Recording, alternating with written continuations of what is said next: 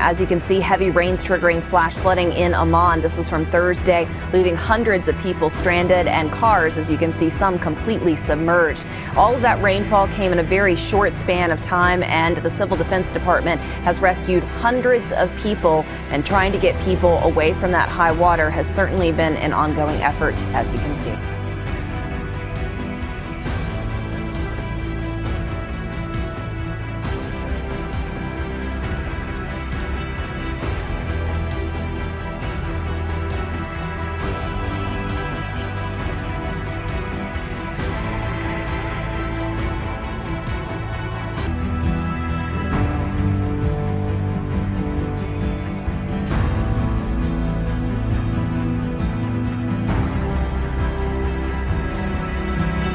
The areas that have been flooded. Look, it's also the relatively rich state in Brazil, so they have a good amount of resources. You know, there was an army division not far from there, so they're also offering some support. But the thing is that, you know, there are still dozens of people missing, and really there's not an idea how many of these people will be dead or seriously hurt, or just which of these people are just in higher ground somewhere and still in relative safety. And we'll just know that after day breaks, because there are helicopters, there are choppers that could fly and look for these people, but there's not really any kind of technology that would allow them right now in Brazil to do this properly at night. So we really have to wait for light to come. It's about, let's see, it's 11 o'clock in the night in Brazil, so still about another 8 hours or so for daylight to come. And so new evacuations concerned over a third dam. This is obviously really angering people here in the country, because not only was it not prevented, but now we're looking at possibly even greater repercussions. The federal government has responded, saying they're going to send in the environmental minister to check out the damage. Remember, these are waste dams. This is wastewater. The sludge is still continuing downstream, contaminating rivers and actually damaging the water supply systems in the state of Minas Gerais that's already suffering a severe drought. So I think at this point, we've obviously got to continue talking about the human loss. The people want, if they can't have their family members back, they do want the bodies recovered. So there is a human tragedy here, but we're also looking at a much bigger environmental and health hazard. We still don't know the full dimensions of it, Rich. The roof of the building just blew off. A likely tornado ripped through the roof of this office building Thursday, sending sheets of metal debris flying through the air, wrapping around cars, smashing out windows, and terrifying the employees inside. We went into panic mode. We ran out. We went into a bathroom. To the walls, you can see the layering in sand layers. You can see weak, loose sand. I think what's happened here is the present has run into the past. That was probably a drainage culvert or some sort of a pipe underneath. Water moving underground has moved a lot of those loose sand grains, and now with construction and the weight of cars, kind of the straw that breaks the camel's back, the ground collapsed. Is this a freak accident, or is this something that you think could have been prevented? This definitely could have been prevented, but the trick is, you know, we can be having some of this erosion going underground. In other words, these cities have past to them. We can go way back in the past and say, well, they had a drainage ditch here sometime, 80 years ago or something or other, and it's maybe lost to memory. And so if you don't know it's there, or there's no record that something like that formerly existed, you're inheriting problems from what folks did a long time ago. Through their cars submerged, and people were floating on rafts to maneuver through the high water within the city of Ashkelon. You can see those are rescuers there trying to get to people. The flooding unfortunately reached a hospital within the city, where they were postponing surgeries until the situation got better under control, and they were waiting for that flood water to recede. So huge problems there, with roads collapsing as well as cars being submerged. What a mess. Involving doping allegations in a recent World Anti-Doping Agency Commission report. About 9 miles due east of Princeton on 136 highway, this is where we encountered winds that had to be at least 70 miles per hour, at the very least 70 miles per hour. We've been in a lot of thunderstorms, and these were some of the strongest winds that I've ever personally experienced. It looked a lot like video that you would see from the south along the Gulf Coast for a hurricane. Visibility reduced down to 0 at times. We had to pull off to the side of the road and put our four-ways on. It was tremendous wind. and at times we thought that it was much stronger than 70 miles per hour. Fortunately, we were not able to find any damage in that part of Mercer County or any significant damage back here in the town of Trenton, but there was a whole lot of damage sporadically. Tonight, Adriana Diaz is in Monroe County, where some homes have been damaged. Adriana, good morning.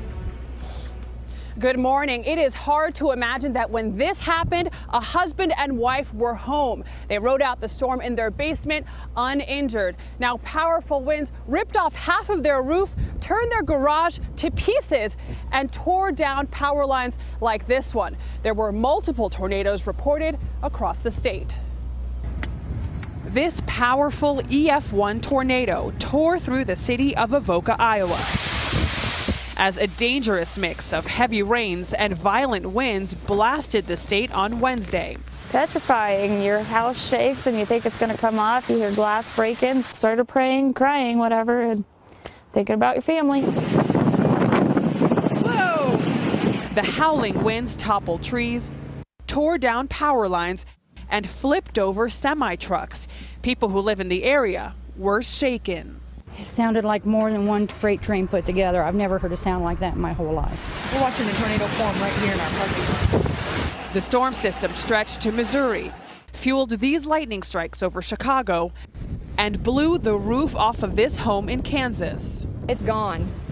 So, and now, you know, all I can really do is I got to fix it. Pulling into my driveway. In Oklahoma, wind gusts of 60 miles per hour whipped several wildfires out of control, burning down this home and forcing evacuations as firefighters struggle to keep up with the flames. The wind was originally out of the west, blowing to the east, and it didn't matter what we did, you wasn't going to stop the fire. The same severe storm system dumped more than a foot of snow in parts of the Rockies and blanketed roads in Nebraska. Tsunami advisories were issued for some of the southern islands of Japan, but those have since been canceled. Again, a magnitude 7.0 quake happening west-southwest of Makurazaki, Japan. Oh my God. Massive tornadoes, violent storms, and blinding snow are lashing parts of the U.S. this morning as a dangerous mix of severe weather intensifies. Warning sirens roared across western Kansas. At least 10 tornadoes ripped through the state. It wrecked this home in Howell and left the family inside terrified. Very scared. Numb would be a good word for it. 5 tornadoes were reported in Texas. The fierce storms churned out violent lightning strikes, leaving more than 6,000 people without power. The system is also fueling winter storm warnings in New Mexico and 60-mile-per-hour winds in Colorado, which could see up to 18 inches of snowfall today. Of almost 7 million people, officials say the rains have brought life to a standstill, closing schools and offices and making it impossible to get around. More than 70 dead are reported, while more than 10,000 people have been evacuated from their flooded homes. The Army and Air Force helicopters have been sent in to help. More than 25 inches of rain have fallen so far in November, double the normal amount. As one official put it, the rain usually spread out over the monsoon months has poured in just a few days. I'm meteorologist Alex Wilson, the Weather Channel. Sees a strong earthquake in Greece. It struck off the island of Lefkada, where widespread damage and 2 deaths are reported. The 6.5 magnitude quake was felt as far away as Athens. The United Nations Weather Agency says the El Nino weather phenomenon is the worst we've seen in over 15 years. The World Meteorological Organization has warned that El Nino this year actually could significantly increase the number of people who will go hungry in Africa, as countries like Sudan, Eritrea, Ethiopia and Djibouti are all expected to see much drier conditions. On the other hand, Kenya, Somalia and Uganda are all at risk of increased flooding. El Nino is triggered by warming in sea surface temperatures in the Pacific. The organization says El Nino, which occurs anywhere between every 2 to 7 years, resurfaced a couple of months ago, and it is expected to become even more powerful by the end of the year. Oh my God. 70-mile-per-hour winds toppled 175 trees in the city of Spokane, Washington in less than an hour Tuesday. Oh, that one's going right there. Where? Oh! Overnight, residents were told not to go outside. The warning came after a woman died when she was struck by a falling tree. Another woman was trapped in her car after this tree collapsed onto it. Neighbors rushed to her aid. In the Seattle area, flooding sent people scrambling. Tim Moorbacher rescued a woman in her home. In southwest Colorado, 100-mile-per-hour winds led to near whiteout conditions. Nearly 3 feet of snow has fallen in parts of Colorado over the last 72 hours. Essentially the bottom of the lake. This is essentially the bottom of the lake that we're walking on here. During a wet year, we would be completely underwater at this point. You can see the water level is quite a ways away from us here. The lake's at about 14% of capacity right now. The lake is actually at the lowest level it's been since we built it in the 50s. We broke the previous record low last week. It kind of looks like the moon or Mars or a movie set almost to me. Texas found a person dead inside a submerged car. Police believe the driver tried to drive through high waters and the car was swept away. So far, 3 people have been confirmed killed by the flood. Extreme weather cost several people their lives over the holiday weekend, many of those deaths occurring in Kansas. But the problems fanned out across a variety of other states, including Texas and Oklahoma, where ice amounts climbed well above a half an inch. It's been 6 months since it last rained here. And for 42-year-old Sularno, this drought, expected to be the country's worst in the last 5 years, is taking away his livelihood. While the effects of El Niño this year have yet to be calculated, it is obvious here. Farmers now have to depend on the government's financial support for food, including for basic necessities like drinking water.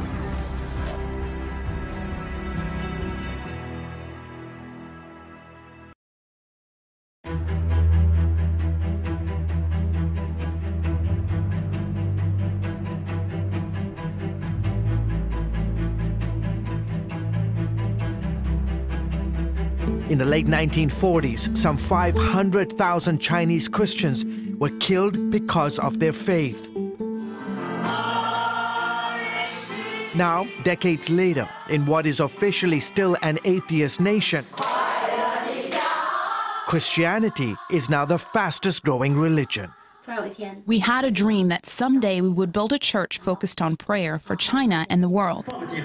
Ha Bining and her husband Feng Kai are witnesses to this profound move of God across China.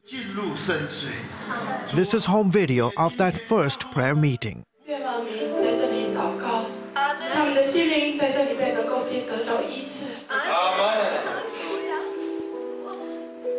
愿神的灵像五旬节的灵降在巴克楼一样降在这殿。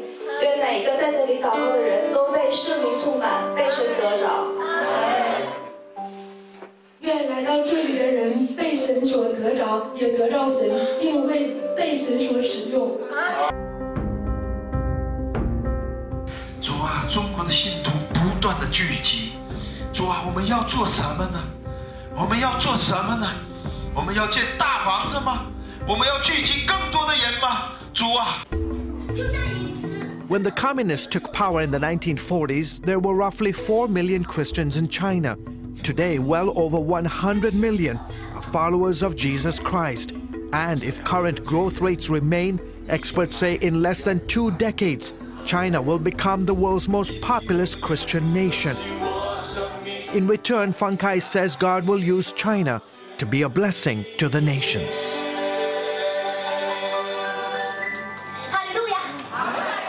Ravi had told us that morning that God had shown him a man we were supposed to find.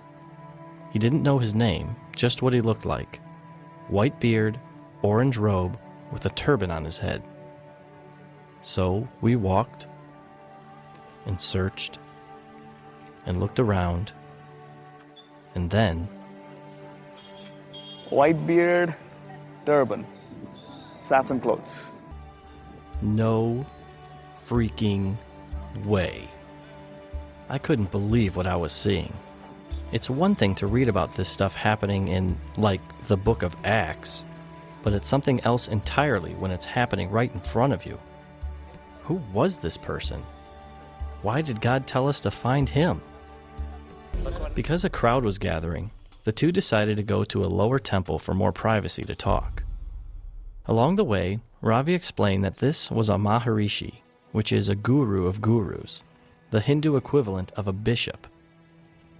Maharishis are not even allowed to hear the gospel. He should have incited the crowd to stone us. Instead, he wanted to talk more. Why? We found out pretty quick. Think about this. Days ago, this Maharishi has a dream where Jesus appears and tells him to go to this temple on this day, and he shows him a picture of Ravi. At the same time, we've been told by God to go to this temple on this day to find a man with a white beard, saffron robes, and a turban on his head. At this point, a Maharishi becomes a Christian, and he, more than anyone, realizes the holy nature of this moment, and he removes his sandals because he is on holy ground. You are staring in the face of a miracle. A man who has searched his whole life for his father finally finds him.